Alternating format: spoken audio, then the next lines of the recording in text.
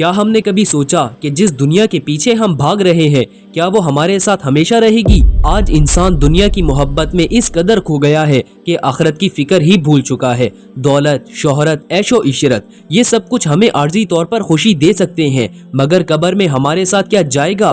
رسول اللہ صلی اللہ علیہ وآلہ وسلم نے فرمایا، عقل مند وہ ہے جو اپنی آخرت کی تیاری کرے، اور بے وقوف وہ ہے جو دنیا کے پیچھے پڑا رہے اور آخرت کو بھول جائے۔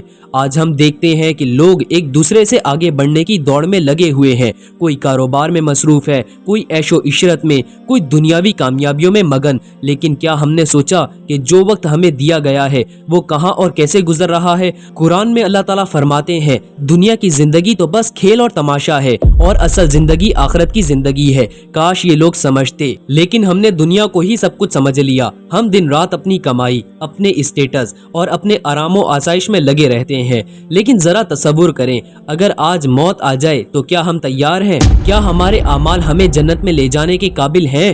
کیا ہم نے اپنی نمازوں کی پابندی کی؟ کیا ہم نے والدین کی خدمت کی؟ کیا ہم نے حرام کاموں سے خود کو روکا؟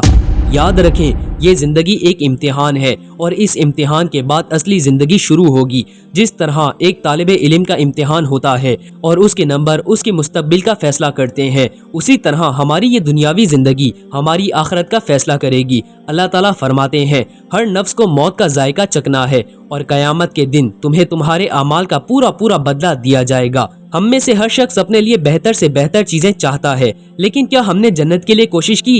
کیا ہم نے اللہ کی رضا کے لیے زندگی گزاری یا پھر دنیا کی عارضی فائدوں میں لگے رہے؟ سوچیں، اگر ابھی اسی وقت ہمیں موت آ جائے تو کیا ہمارے پاس اللہ کے حضور پیش کرنے کے لیے کوئی نیک عمل ہے؟